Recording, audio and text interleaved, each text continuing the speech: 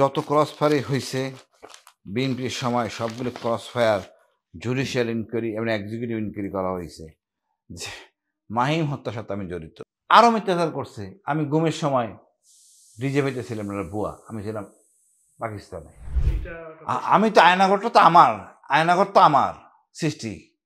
আমি তো বাংলাদেশ থেকে প্রথম বলছি আয়নাঘর, নাকি আমার আগে কেউ বলছে যে ব্রিগেডিয়ার হাসান নাসির এই টিমটা গেটে কচু খেতে আটকে আছে ডিজে ভাইতে হামলা করার জন্য আয়নাঘর? প্রেসিডেন্ট তখন বলছেন কি আয়নাঘর আসলে কি, তখন সেনাপ্রধান বলছে লেট মি হ্যান্ডেল। আমি আয়নাঘর প্রকাশ করছি, প্রধান উপদেষ্টা গেছেন, আমার নেওয়া উচিত ছিল না। আমি 22 সালে জানাইছি, আমার নেয় নাই, কারণ আমি সব চিনি, সব জানি। 15/9/5 আমি চট্টগ্রাম র্যাবে জয়েন করি, কিন্তু যেহেতু র্যাব সদর দপ্তরে পরিবহনে থাকতাম, আমি আরও 1 মাস সময় বেশি নেই, ফ্যামিলি আইনে গুছাই টুসাই নেই।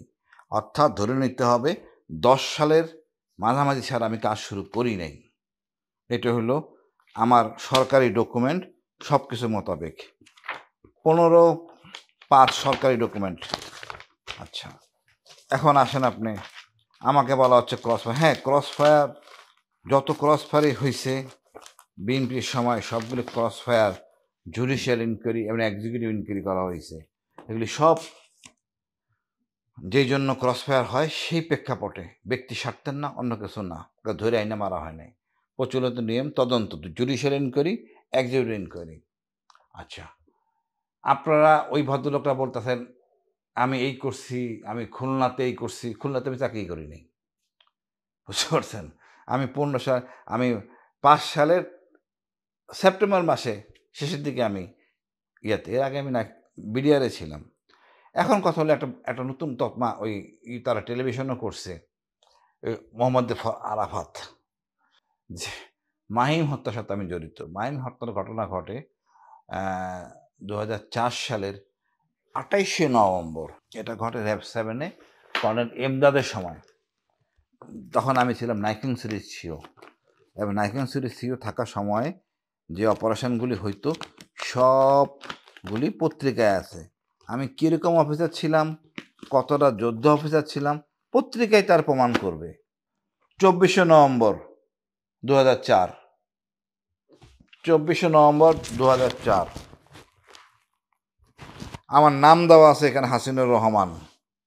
তারপর দেখেন এই আছে যুগান্তর, এখানে আছে একই জিনিস, ওদেরই পত্রিকা।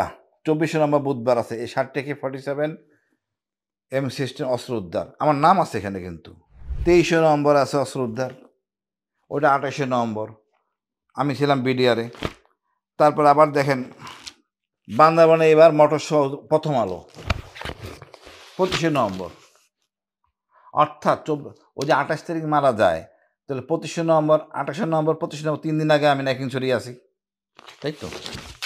এখন আমি ওই ঘটনার পরে যাইয়া দেখেন 2রা ডিসেম্বর, 2রা ডিসেম্বর, অর্থাৎ 28 তারিখ মহিম হত্যা হয়েছে, 2রা ডিসেম্বর আমি নাইকিং ছড়ি দিয়ে আছি। ওই ঘটনার আগে দেখাইলাম, এটা পরে দেখাইতেছি। এরপর আমি হজে যাই, মানে 2রা ডিসেম্বর সংবাদে আইছে, নয়া দিগন্তে আছে, আমার নাম সহ আছে। আমি আপনাকে দেখাই, একটু কাইন্ডলি আপনার কাছে আসেন। এই যে নাম সহ আছে 2রা নম্বর, যে আমি যে এই অপারেশনে ছিলাম 2রা ডিসেম্বর। ওদিকে 25 তারিখ পর্যন্ত দেখাইলাম, 23, 24, 25। এরপরে যে মিথ্যাচার করে চট্টগ্রাম মঞ্চ আছে, দেখেন 2রা ডিসেম্বর, সবগুলিতে আমার নাম সহ, আমি সবগুলো অপারেশন আমি নিজে করতাম। এর মিথ্যাচার করবি, আরও মিথ্যাচার করছে। আমি গুমের সময় ডিজেপিতে ছিলাম না, ভুয়া, আমি ছিলাম পাকিস্তানে। আমি তো আয়নাঘরটা তো আমার, আয়নাঘর তো আমার সৃষ্টি। আমি তো বাংলাদেশ থেকে প্রথম বলছি আয়নাঘর, নাকি আমার আগে কেউ বলছে? বাংলাদেশ থেকে বলছি, আরেকজন আছে আমার সাথে ছিলেন ওই সময়, উনি মালয়েশিয়া থেকে, আমার সাথে ওই নেতা নিয়ে মালয়েশিয়া থেকে বলছেন। আমি তো বাংলাদেশে ছিলাম। তারপরে আমার নামে মামলা হয়েছে 5 তারিখ রাতে, এই বিপ্লবের পরে রাত 1টা পর্যন্ত ডিজিএফ হেডকোয়ার্টার সামনে ছিলাম, ব্রিগেডিয়ার হাসান নাসির, আমি, অনেক অফিসার, ওদেরকে মুক্তি করার জন্য। এবং বাধ্য হয়েছে তারা ছাড়তে, নাহলে মেরে ফেলতো। এটাই নিয়ম, যাদের বন্দী ছিল, এটাই তো নিয়ম। নাহলে কেউ কেউ কেউ কেউ অপরাধ স্বীকার করবে?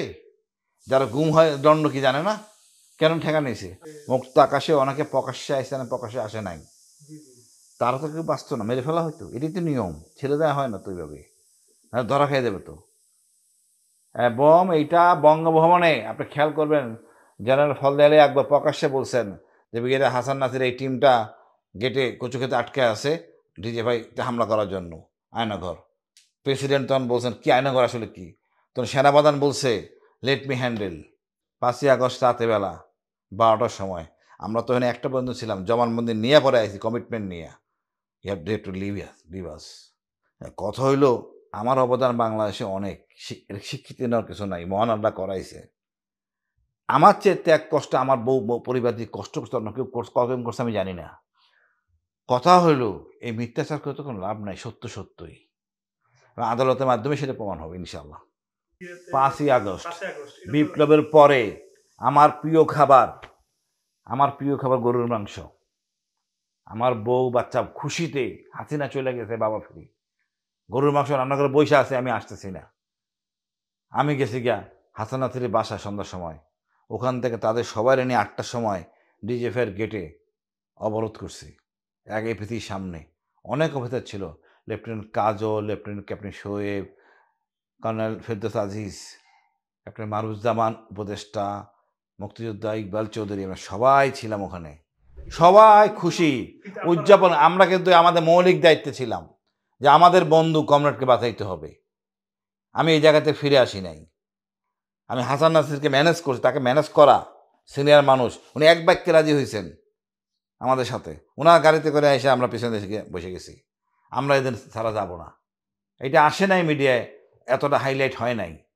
আমার মেয়ে তখন বাবা আছে ওখানে কোন বেড়াল বাজে টিভিতে পাঠাইছে, একটা ক্যামেরায় নিয়েছে, বাট এটা হাইলাইট বেশি হয় নাই, বিকজ ডিজিএফের বদনাম হয়ে যাইতেছে এটা। ইভেন আমি আয়নাঘর প্রকাশ করছি, প্রধান উপদেষ্টা গেছেন, আমার নেওয়া উচিত ছিল না, আমি 22 সালে জানাইছি, আমার নেয় নাই, কারণ আমি সব চিনি, সব জানি।